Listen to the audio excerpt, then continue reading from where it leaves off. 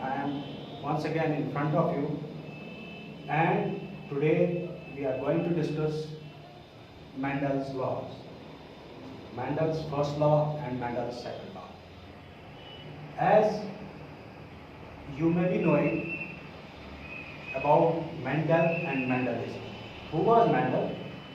Mendel is in genetics, Mendel is referred as father of genetics.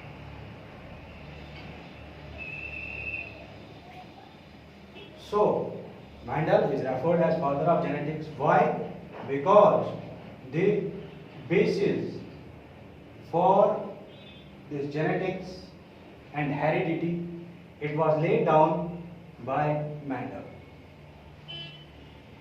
Mendel, at his time, he performed certain experiments in his garden on pea plants. Based on the results of these experiments which he performed, he devised certain laws which are famously called as the laws of genetics,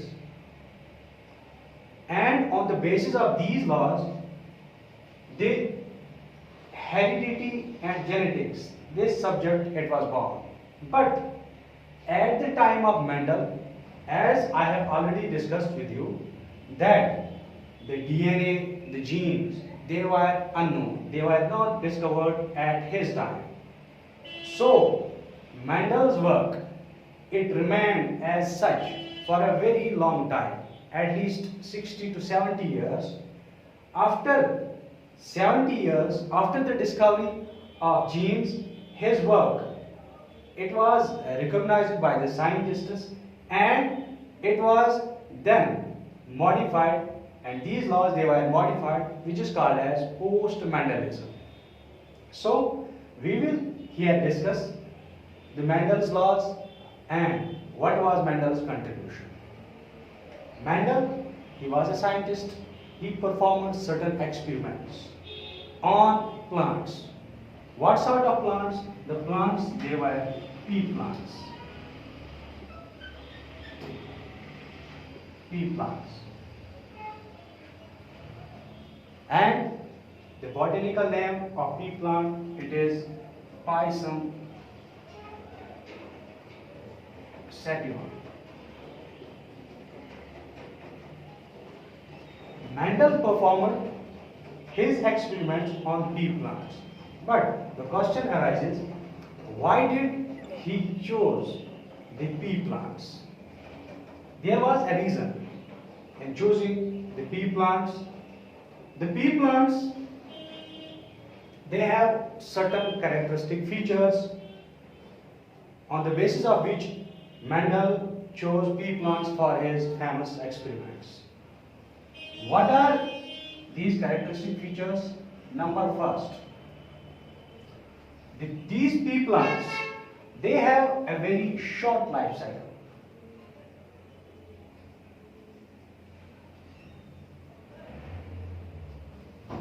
Pea plants have a very short life cycle. That means they complete their life cycle in a very short period of time, 2, 3 or 4 months. Number second, the pea plants, there are various varieties of pea plants.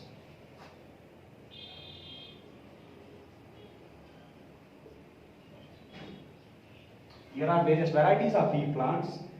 For example, there are certain pea plants whose flower color is red. There are certain pea plants whose flower color is white. There are certain pea plants whose pod shape is different than others. There are certain pea plants whose size of the pea and the color of the pea, the shape of the pea, it is different. So there are different varieties of the pea plants, and this is the reason why Mendel chose pea plants. So he performed certain experiments on these pea plants in his garden, and based upon the result of these pea plants and these experiments, he devised certain laws which are called as the Mendel's laws. Here I have written Mendel's first law. This Mendel's first law, it is also called as the law of segregation. In this, what Mendel did, he crossed the pea plants, two varieties of pea plants. One variety, it was tall, and another variety, it was dwarf.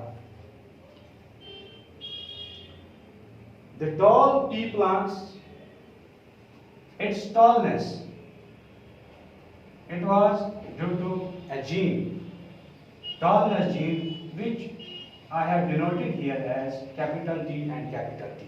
As I have already told you that these genes, they occur in pairs. So I have written here T and T, 2, because genes always occur and exist in pairs. The tall pea plant, its genotype, it is capital T and capital T, and it is the tallness factor, it is dominant. Second pea plant, it is dwarf in nature, and its genotype is small t and small t. This small t, it is recessive in nature. I have discussed with you about the dominant genes and the recessive genes.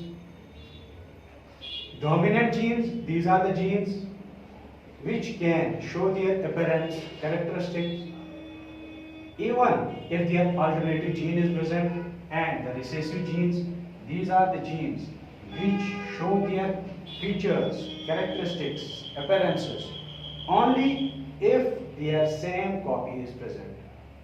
Now, Mendel crossed these two varieties of pea plants, and at the time of gamete formation, what happens? These genes which occur in pairs, they segregate.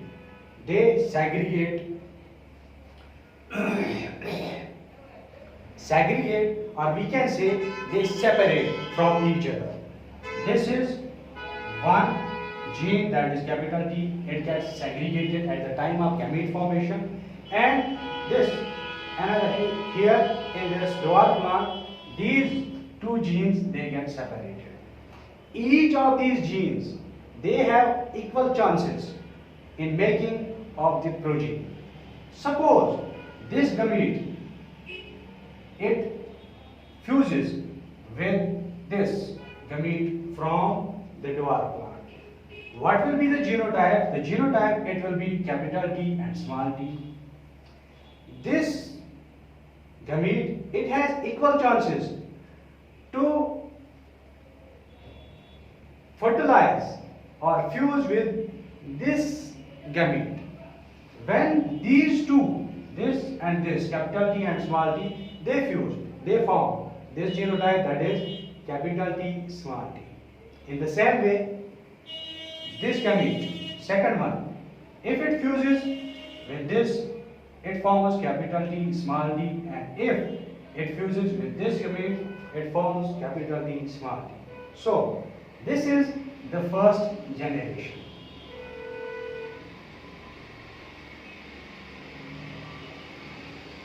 As you look here, the progeny in the first generation, its genotype, all these progeny or the offsprings, they have the same genotype, that is capital T, small t, capital T, small t.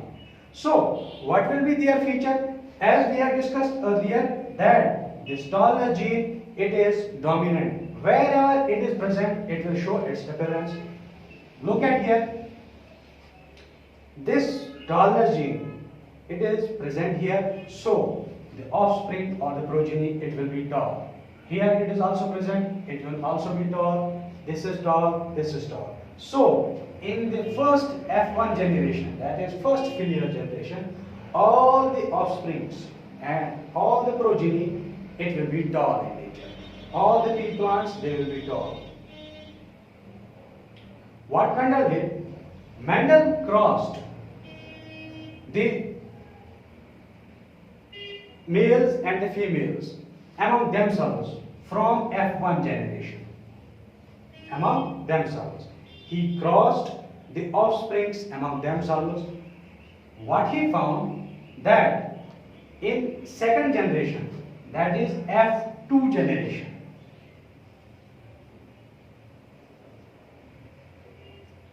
F2 generation, the progeny is like this. As I have told you that at the time of gamete formation, these gametes they segregate.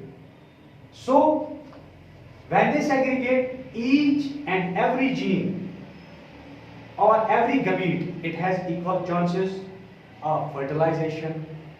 So if this gamete after segregation, after separation at the time of gamete formation, it fuses with this, it will form capital T, capital T. If this capital T, this gamete, it fuses with this small t, it forms capital T, small t. Second one, if this small t, it fuses with this capital T, the progeny, it will be, its genotype will be capital T, capital T. And if this gamete, it fuses with this one, the genotype of the progeny or the offspring, it will be small t, small t.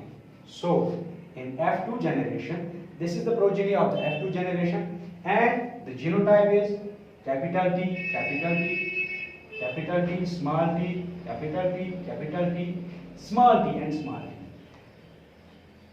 The first three, they are all tall because the tallness gene, which is dominant in nature, it is present. But look here, fourth one, it has small t and small t. Here, as discussed earlier, the small t, it is dwarfness gene and it is recessive in nature. But here, the two copies, that is two identical copies of this gene are present, so it will show its appearance. What will be the appearance of the plant? It will be dwarf in nature. Dwarf in nature, that means short.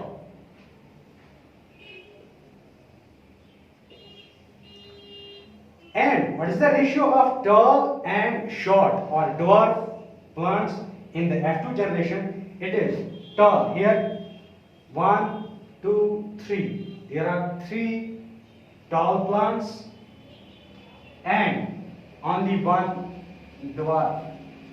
So the ratio of tall is to dwarf is 3:1. Now the statement of Mendel's first law. According to Mendel's first law, the characteristics or traits of an organism, are determined by internal factors which occur in pairs. The appearances, the characteristic features of all the organisms, they are determined by the factors which today we refer as genes. But Mendel referred these as factors because, as I have already told you that the genes, they were not discovered at the time of the Mendel. So Mendel referred these genes as factors. According to Mendel, these genes or the factors, they occur in pairs. Only one of a pair of such factors can be present in a single gamete. But at the time of gamete formation, what happens? There is meiosis. And during meiosis, these gametes, they separate, they segregate, and only one copy of this gene or factor, it is present inside a gamete. So this is Mendel's first law, which is also called as law of segregation, and this experiment shows that at the time of gametes, at the time of gamete formation, the gametes, they segregate, they separate from each other, and their characteristic features are shown by the presence of one of them. So this is enough for today. As I have already told you that uploading of long sized videos, it is very difficult. So have a nice day.